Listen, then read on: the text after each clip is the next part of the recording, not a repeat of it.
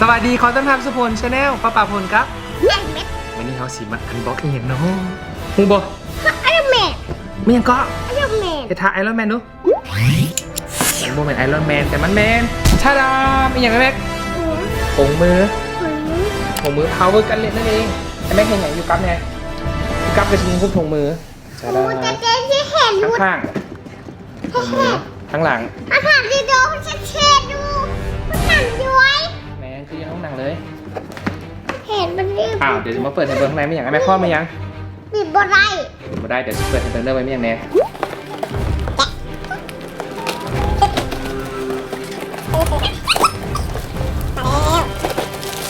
มันขยันไปไข่มันขยันมาให้ เดี๋ยวถ่ายคลิปก่อน พ่อวัวไปอยู่กับอเมริก เดี๋ยว ไปกันแล้ว หนึ่งสอง ปิดบ่ได้ อย่างแน่แม็กพินให้กล้องมึงแน่พินค่อยๆพินสิยืดทั้งหนักมือในมือ ปิดบ่ได้ไม่ขาด เดี๋ยวขออนุญาตโอ้มันต้องใส่ฟ้านี่โตถุงมือของอันนะมันมีก้อนหน้านี้มันจะมีถุงมือของคานอสแต่ตัวนี้สิเป็นของไอรอนแมนเห็ดมันอยู่คนละฟ้ากัน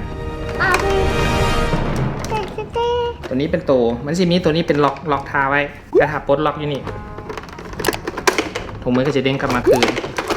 แต่คันกดตัวนี้ไว้แล้วกดเห็ดทาไหนมันก็จะเป็นทาด้านข้างไว้ I love you ไอ้ข้าวมันเป็น โอ้ทาสไปเดอร์แมน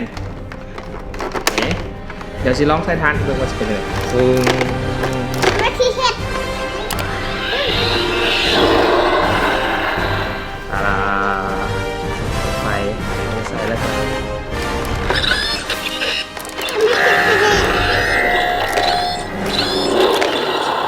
อย่างนี้มันกระดังเนาะ พูดว่าใครขับไปแม่โอ้โหขับไปแม่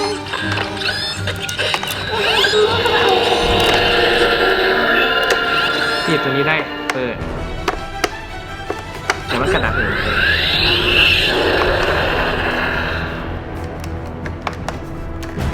เดี๋ยวได้แต่เม็ดเดียว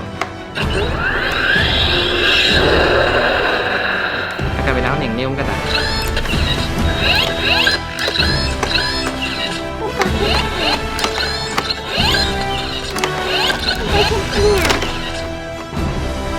แล้วโอเค